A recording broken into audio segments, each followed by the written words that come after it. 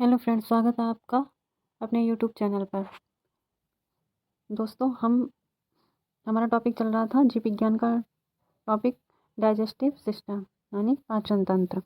उसके हमने कुछ पॉइंट्स को फर्स्ट वीडियो में जान लिया था, जैसे कि आहार नाल। आहार नाल के कुछ पार्ट थे, मुख, दांत, ग्रसनी, ग्रास नाल आदि के बारे में हमने फर्स्ट वीडियो में जान लिया था। इसी टॉपिक के कुछ महत्वपूर्ण पॉइंट्स रह गए थे जिसको हम इस वीडियो में जानेंगे। आइए देखते हैं आज के टॉपिक के बारे में, डाइजेस्टिव सिस्टम का ये सेकंड पार्ट। देखिए अगला पॉइंट क्या है। ये ग्रास नाल तक तो हमने कंप्लीट कर लिया था फर्स्ट वीडियो में। ये नेक्स्ट पॉइंट है अमाशय यानी स्टमक। स्टमक में क्या होता है? अमाशय में उपस्थित पेप्सिन एंजाइम प्रोटीन का पाचन करता है। किसका पाचन करता है? प्रोटीन का पाचन करता है। कौन सा? पेप्सिन एंजाइम जो होता है। ये कहाँ होता है? अमाशय में उपस्थित होता है। अमाशय कैसा होता है? जे आकार का होता है। कैसा होता है? जे आकार का। अगला है, अमाशय में उपस्थित रेनिन एंजाइम दूध को दही में बदलता है। और रेनिन एंजाइम जो होता है वो क्या करता है? दूध को दही में कन्वर्ट कर देता है। वैसे अगर दूध खराब होता है तो वो किस बैक्टीरिया के कारण खराब हो जाता है? लैक्टोबैसिलस नामक बैक्टीरिया होता है जिसके कारण दूध खराब हो जाता है। और दही में कौन सा बैक्टीरिया होता है? लैक्टो एसिड बैसिलस नामक बैक्टीरिया होता है जिसके कारण दूध दही में कन्वर्ट होता है यानी दही जमता है। देखिए क्या है? दूध। ये जो दूध है ये रेनिन एंजाइम होता है जो क्या कर देता है? दूध को दही में कन्वर्ट कर देता है। इसमें घुलनशील प्रोटीन जो होता है वो क्या होता है? कैसिनोजन होता है। दूध में जो घुलनशील प्रोटीन है वो कैसिनोजन है। और वहीं अघुलनशील प्रोटीन देखा जाए तो अघुलनशील प्रोटीन कौन सा होता है? कैसीन होता है। ठीक है, आगे देखते हैं हम अगला पॉइंट। नेक्स्ट है, ये कुछ महत्वपूर्ण नोट में कुछ महत्वपूर्ण पॉइंट दिए गए हैं, देखते हैं। बच्चों में रेनिन एंजाइम पाया जाता है जबकि वयस्कों में रेनिन एंजाइम एब्सेंट होता है। यानी बच्चों में रेनिन एंजाइम होता है लेकिन वयस्क में ये रेनिन एंजाइम नहीं पाया जाता है। अगला है पॉइंट है, वयस्कों में रेनिन के स्थान पर HCl का निर्माण होता है। HCl क्या? हाइड्रोक्लोरिक अम्ल होता है। रेनिन के स्थान पर हाइड्रोक्लोरिक अम्ल का निर्माण होने लगता है। अगला है, HCl का निर्माण अमाशय में उपस्थित अम्लीय कोशिकाओं के द्वारा होता है। कौन सा? ऑक्सेंटिक सेल्स होती हैं उनके द्वारा होता है। अगला है, अमाशय में उपस्थित मुख्य कोशिका या जाइमोजन कोशिकाएं निष्क्रिय एंजाइम कौन सी? पेप्सिनोजन का स्रावण करती हैं। किसका स्रावण करती हैं? पेप्सिनोजन का सिक्रेशन होता है। कौन सी कोशिकाओं से? जाइमोजन कोशिकाओं के द्वारा होता है। अगला है, अमाशय के चारों ओर उपस्थित श्लेष्मा की झिल्ली यानी म्यूकस मेम्ब्रेन अमाशय को क्या करती है? स्वपाचन से रोकती है। यानी अमाशय में एक झिल्ली होती है जिसे क्या कहते हैं? श्लेष्मा झिल्ली या म्यूकस मेम्ब्रेन कहते हैं, जिसमें क्या होता है? अमाशय को स्वपाचन से रोकती है। अमाशय खुद का पाचन नहीं कर पाता है। नेक्स्ट पॉइंट देखेंगे।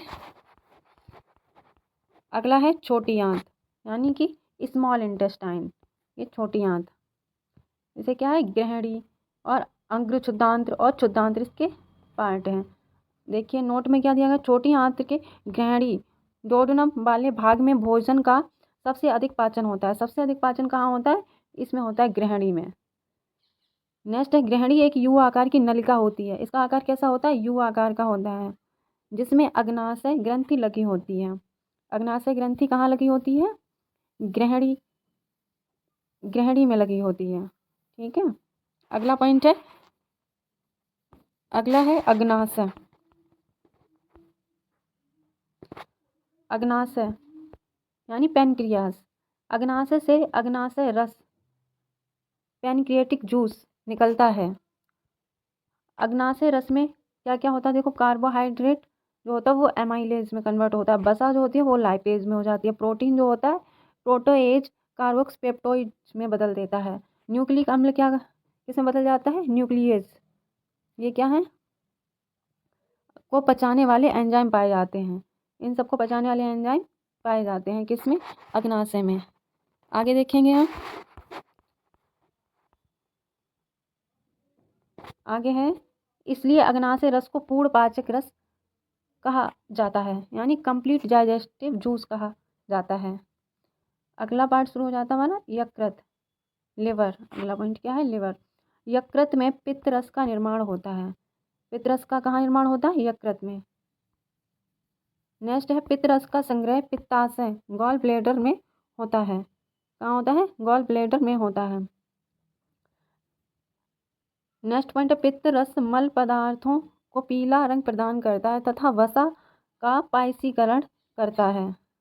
पित्त रस क्या करता है, मल पदार्थों को पीला रंग प्रदान करता है और वसा का पायसीकरण करता है। जैसे लिवर का क्या, लिवर का वजन कितना होता है, 1.5 से 2 किलोग्राम तक का होता है, क्या हमारा लिवर।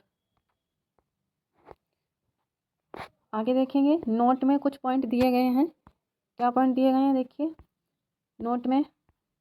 पित्त रस में किसी भी प्रकार का एंजाइम नहीं पाया जाता है, जबकि अग्नाशय रस में सभी प्रकार के एंजाइम पाए जाते हैं। ये पित्त रस में कोई भी एंजाइम नहीं होता है। नेक्स्ट है पित्त रस में 2 वर्णक पाए जाते हैं। ये 2 वर्णक कौन कौन से पाए जाते हैं, बिलिरुबिन ये कैसा होता है, पीले रंग का होता है। बिलिवर्डिन ये कैसा होता है, हरे रंग का होता है। नोट में देखिए क्या दिया है, नोट में दे रखा है यकृत के खराब हो जाने से पीलिया या कामला या जॉन्डिस रोग हो जाता है। अगर यकृत खराब हो गया तो कौन सा रोग हो जाता है, पीलिया रोग हो जाता है। अगला पॉइंट है हमारा बड़ी आंत यानी लार्ज इंटेस्टाइन। ठीक है, छोटी आंत बड़ी आंत के मेलन स्तर पर एक अवशेषी अंग पाया जाता है जिसे कृमि रूपी परिशेषिका कहते हैं। ठीक है, आगे देखेंगे। आगे है बड़ी आंत में जल व औषधि का अवशोषण होता है। बड़ी आंत में किसका अवशोषण होता है, जल और औषधि का। और पूर्ण पाचन किस में होता है, छोटी आंत में पूर्ण पाचन होता है। भोजन का पूर्ण पाचन छोटी आंत में होता है, बड़ी आंत में जल व औषधि का अवशोषण होता है। अगला है नोट में देखिए, बड़ी आंत में ई कोलाई यानी ये ई कोलाई क्या है, इस्चरिकिया कोलाई नामक सहजीवी जीवाणु पाया जाता है। ये ई कोलाई जीवाणु है कहाँ पाया जाता है, हमारी बड़ी आंत में पाया जाता है। ये क्या करता है, पचित भोजन मलाशय में इकट्ठा होता रहता है तथा अंत में गुदा द्वारा यानी एनस द्वारा विसर्जित कर दिया जाता है। ठीक है, नोट में देखिए क्या दिया गया है, भोजन का पचित रूप। आगे देखते हैं भोजन का पचित रूप। देखिए क्या है, मुंह में क्या होता है, बोलस, अमाशय काइम, ग्रहणी कायल। ठीक है, नोट में देखिए क्या, छोटी आंत की लंबाई बड़ी आंत से अधिक होती है। छोटी आंत की लंबाई बड़ी आंत से अधिक होती है। अगला, बड़ी आंत की मोटाई छोटी आंत से अधिक होती है। बड़ी आंत की मोटाई छोटी आंत से अधिक होती है। आगे देखिए क्या है, नोट में शाकाहारियों के आहार नाल यानी मांसाहारियों की तुलना में अधिक लंबी होती है। शाकाहारियों की जो आहार नाल है वो मांसाहारियों की तुलना में लंबी होती है, क्योंकि शाकाहारी भोजन में सेलुलोज उपस्थित होता है जिसके पाचन के लिए अधिक लंबे आहार नाल की आवश्यकता होती है। नेक्स्ट पॉइंट है, सेलुलोज दुनिया में सबसे अधिक मात्रा में पाया जाने वाला पदार्थ है। यह पादपों की कोशिका भित्ति यानी सेल वॉल में पाया जाता है। सेलुलोज किस में पाया जाता है, पादपों की कोशिका भित्ति में पाया जाता है। नेक्स्ट पॉइंट है, खरगोश सेलुलोज का पाचन न होने के कारण अपने ही मल पदार्थ को वापस खा जाता है। इस प्रक्रिया को क्या कहते हैं, स्वयंमल भोगिता कहते हैं। खरगोश क्या करता है, अपने ही मल को खा जाता है, इसके कारण सेलुलोज का पाचन न होने के कारण। आगे देखेंगे, आगे दिया गया है देखिए, जीवित अवस्था में आहार नाल की लंबाई कितनी होती है, 5 से 6 मीटर होती है। मृत्यु के पश्चात इसकी लंबाई 7 से 8 मीटर हो जाती है, मतलब और बढ़ जाती है। जब हम लोग जिंदा होते हैं तो 5 से 6 मीटर इसकी लंबाई होती है। अगला है, पचित भोजन में स्केटॉल इंडोल क्रिसोल नामक रसायनों के बन जाने के कारण मल पदार्थ से बदबू आती है। अब किसके कारण बदबू आती है, ये रसायन बनने लगते हैं इसलिए। अगला है, आहार नाल को शरीर की जैव रसायन प्रयोगशाला कहते हैं। तो अगर पूछा जाए जैव रसायन प्रयोगशाला किसे कहते हैं, तो किसे कहते हैं, आहार नाल को।